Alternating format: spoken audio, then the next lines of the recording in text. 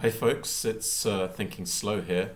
Want to do another episode today about something we've been reporting on now for a while, which is what the globalists are up to.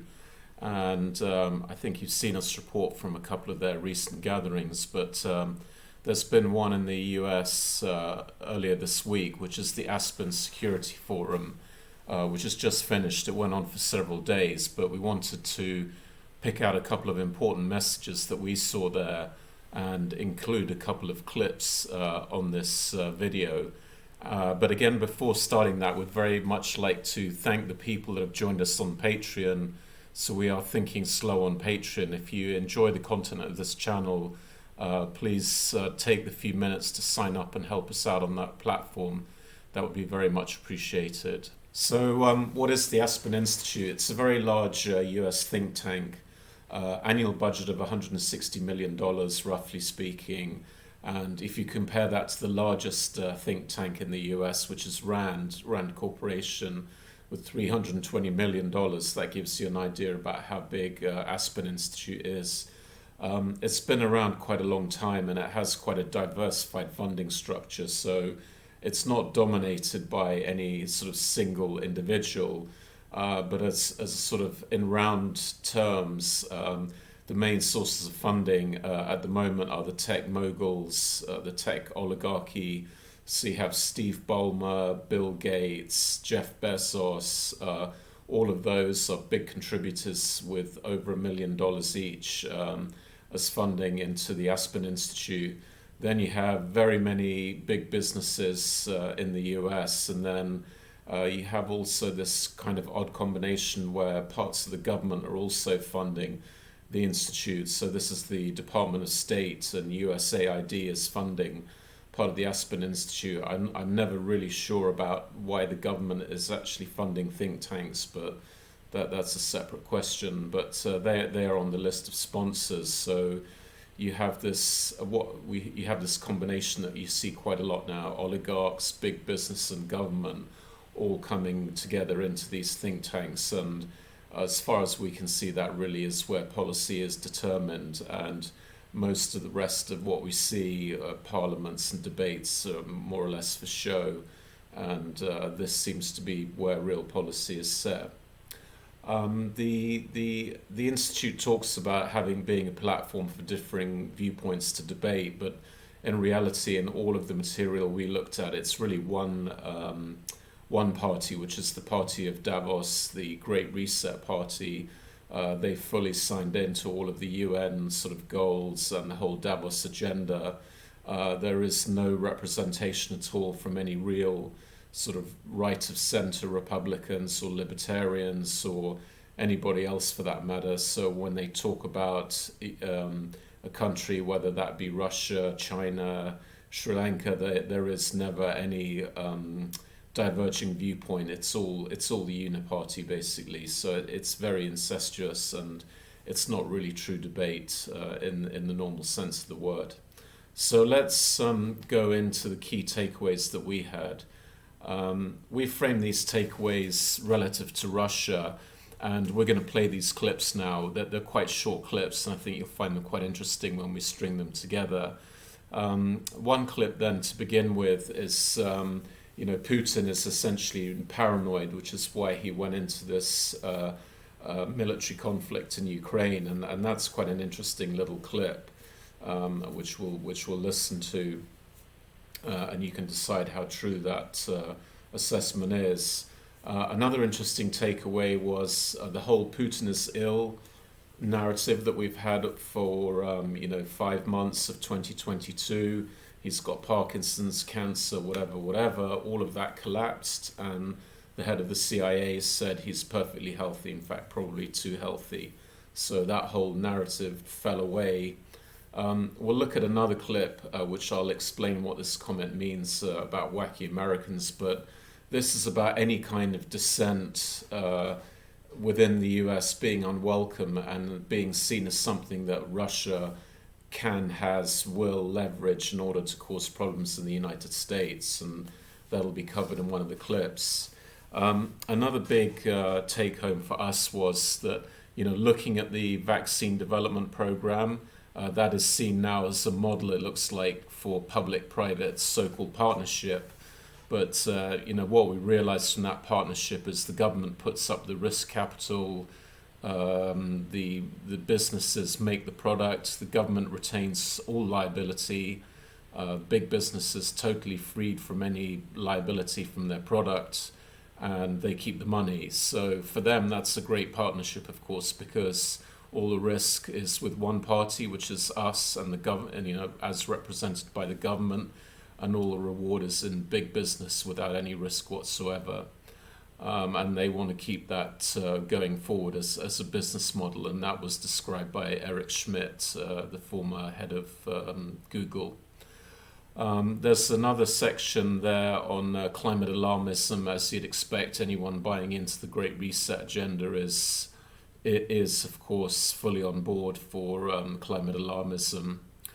There was another section here which we haven't got the clip from, but it was quite an interesting section on bioweapons, where they essentially acknowledge that with today's technology you can design a bioweapon which is specifically targeted at a person or persons with a certain DNA profile.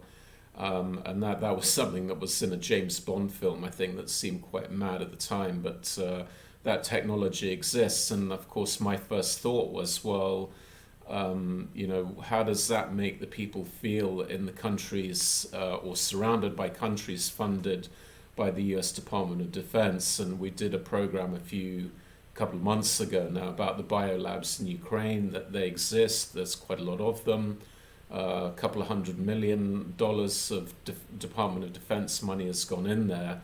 And is that something you can link together now, that with enough data on DNA of indigenous people in those countries, and this is particularly about Ukraine, does that mean you can fine-tune bioweapons to target certain ethnic groups? Well, based on one of the sessions at the Security Forum, the answer is yes. So that was kind of interesting.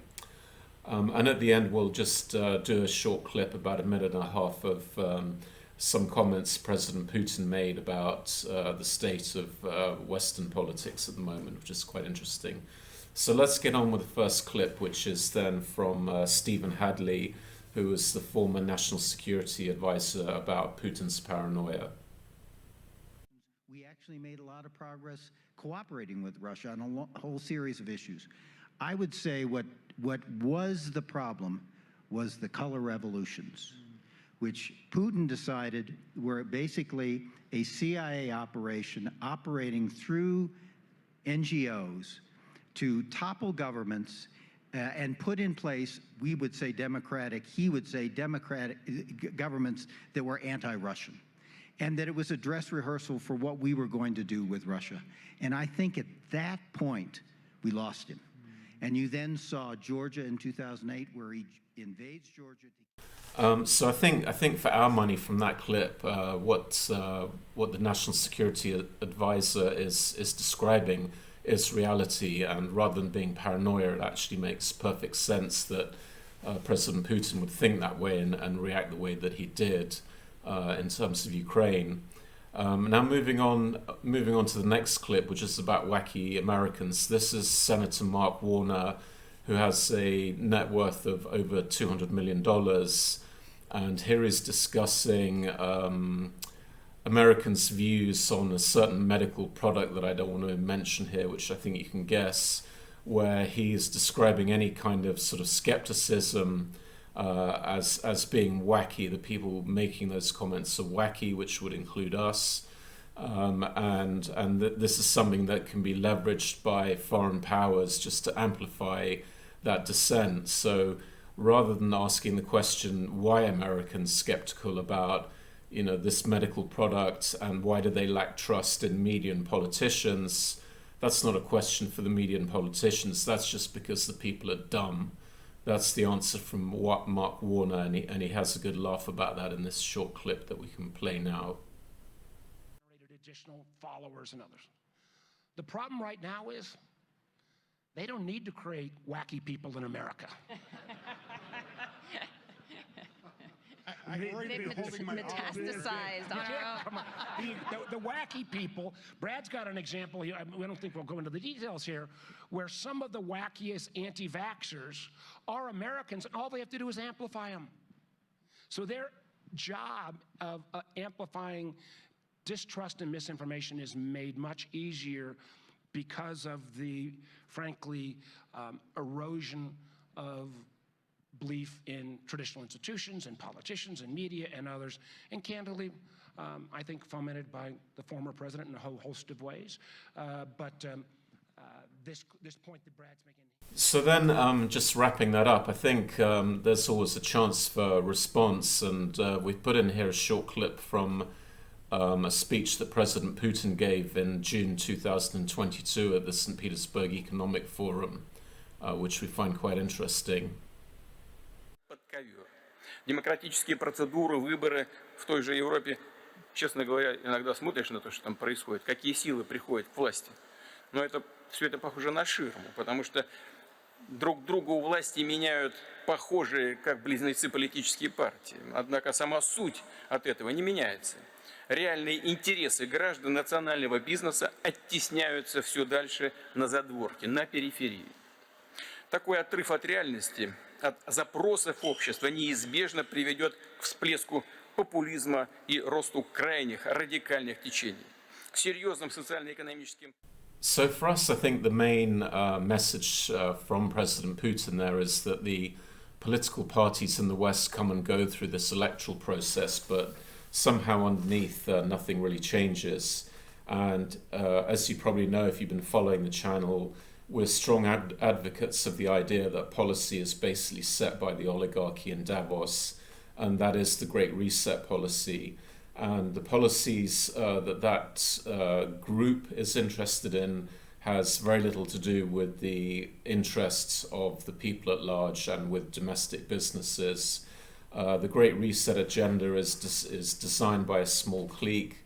It's based on the idea of more or less sort of absolute control by the government, and has always been based on some very wobbly science. We've seen that through COVID. And we think it's basically the same story for the climate part of that agenda that they have. And if you actually look at the interests of the people, that is essentially the financial income that they have and the costs that they have to bear. And this is a chart, this is a recent release from July 2022 from the Office of National Statistics in the UK, and this adjusts pay by inflation, and you get this concept of real wages. And real wages throughout history are a massive driver of everything. They're a driver of population health, including even the height people reach. They're a driver of marriages, birth rates, political polarization, and political polarization in turn is a driver of sort of general stability.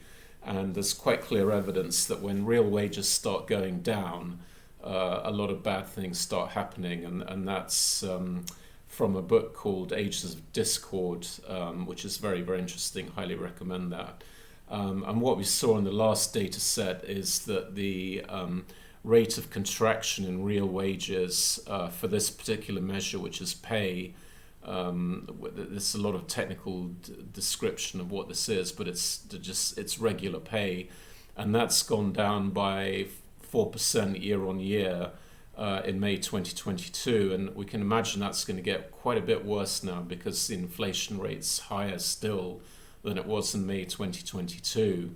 And looking back through historical records, I can only see that kind of decline in 1977 in the UK and 1922. So, that shows you how rare this is. This will be the third time in 130 years when this has come around.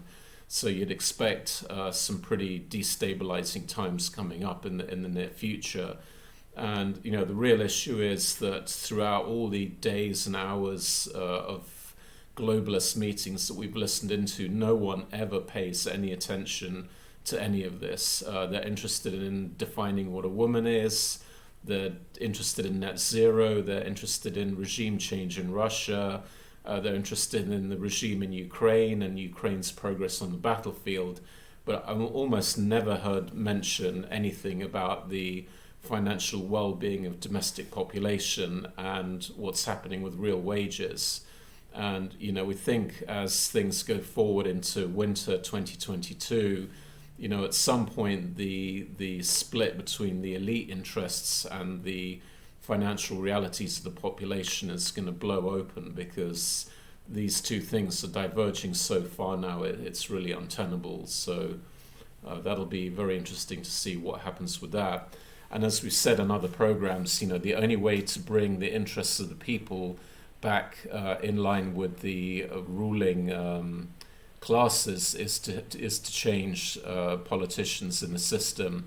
And swapping the blue tie for the red tie achieves absolutely nothing, really. If people want to get politicians that have the people's interests at front and center, you're going to need to back parties like the people we've had on this channel, Heritage, Alliance for Democracy and Freedom, and others. Now, who knows whether that'll happen or not, but until it does happen, this indicator here will probably be the victim of the elite policy interests that they are currently pursuing. And then just before signing off for today, those were the main messages. We wanted to bring up this example of democracy at work in the UK. This is a blogger who also has a YouTube channel, a guy called Graham Phillips. A couple of days ago, the suitably named Orwellian body called the Office of Financial Sanctions Implementation put this guy, Graham Phillips, onto a sanctions list. He's a UK national, he lives in Britain, he was born in Britain, and his only crime seems to be having a YouTube channel which has interviews in eastern Ukraine, where there is a more pro-Russian point of view, because it's mainly ethnic Russian in that region.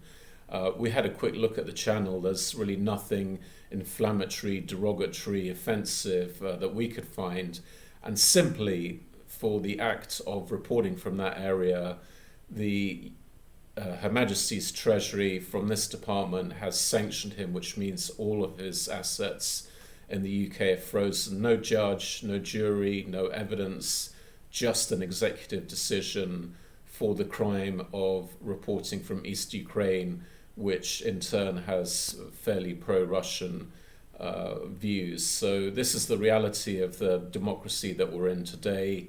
We've used the picture there from 1984, and this is certainly internet censorship and censorship in general, and this random arbitrary punishment is something that we've covered in other reports, and who knows, we could be next, so we'll see. So just finishing up, please, thank you very much for those who have joined us on Patreon. That's very much appreciated. And if you could sign up, it takes 4 or 5 minutes. The monthly subscriptions are very low. You get advanced views on what we're doing here, and you get tailored content through the Patreon platform, only available to subscribers. So thank you very much. Here, as always, are the links, and we'll see you for our next episode soon. Thank you. Bye.